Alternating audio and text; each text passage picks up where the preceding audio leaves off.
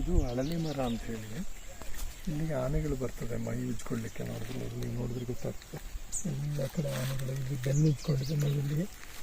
ಈ ಮಣ್ಣನ್ನು ನೋಡಿದ್ರೆ ಗೊತ್ತಾಗ್ತದೆ ಇದು ಆನೆಗಳು ಉಜ್ಜಿರೋದು ಅಂತ. ಮತ್ತು ಎಷ್ಟು ಎತ್ತರದಲ್ಲಿ ಉಜ್ಜಿದಾವೆ ಅಂತ ಗೊತ್ತಾಗ್ತದೆ.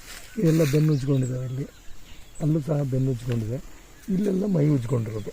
ಮೈ ಉಜ್ಜಿ ಉಜ್ಜಿ ಉಜ್ಜಿ ನೋಡಿ ಬಹಳ ನುಣುಪಾಗಿದೆ ಈ ಮರ.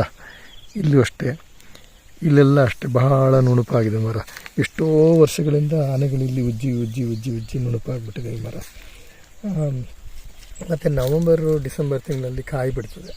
ಆ ಕಾಯಿ ತಿನ್ನಲಿಕ್ಕೆ ಕಡವೆ ಜಿಂಕೆ ಎಲ್ಲ ಬರ್ತದೆ ಇಲ್ಲಿಗೆ.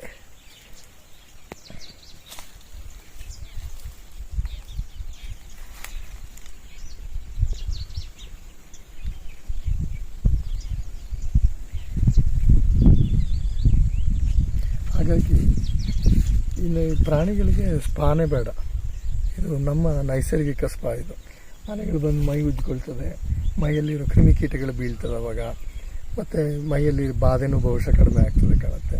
ಆದರೆ ಒಂಥರ ಅವುಗಳಿಗೆ ನ್ಯಾಚುರಲ್ ಮಸಾಜ್ ಮಾಡುವಂಥ ನಮ್ಮದು ಅಡಲೆ ಮರ.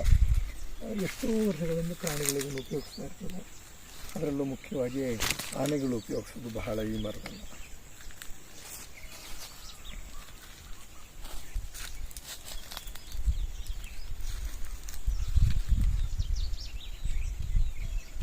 ಉದಾಹರಣೆಗೆ ನಮಗೆ ಬೆನ್ನು ಸಿಕ್ಕೋದಿಲ್ಲಲ್ಲ, ಆಗ ಆನೆಗಳು ಬೇಕಾದರೆ ಇಲ್ಲಿ ಬಂದು ಬೆನ್ನು ಉಜ್ಜಿಕೊಳ್ಬೋದು ಈ ಥರ.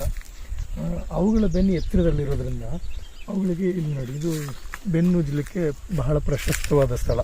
ಆನೆ ಬಂದು ಇಲ್ಲಿ ನಿಂತರೆ ಅದ್ರ ಬೆನ್ನು ಅದಕ್ಕೆ ತಾಕತ್ತೆ.